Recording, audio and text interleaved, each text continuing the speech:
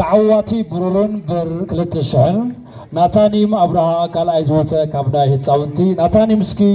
برالني قبله يمتصلو دمق زولة طاقعتين ناتانيوم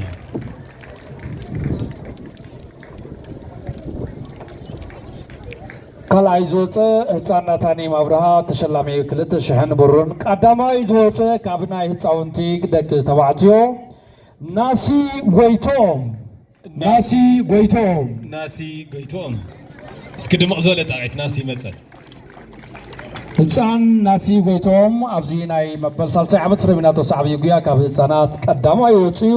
3000 ወርቅን ተሸላሚዩ ናሲ ጎይቶም ኩለኹም እንኳዕ ደስ በለኩም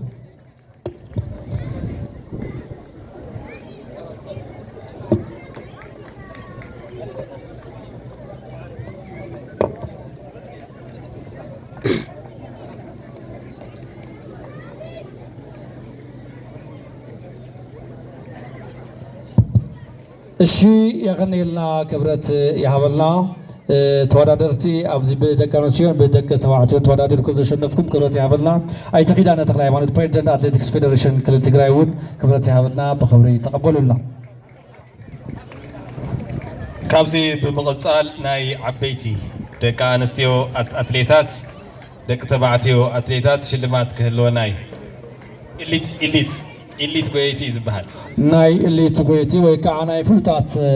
ኣትሌታት ውፅኢት እዩ ሕዚ ቀዳማይ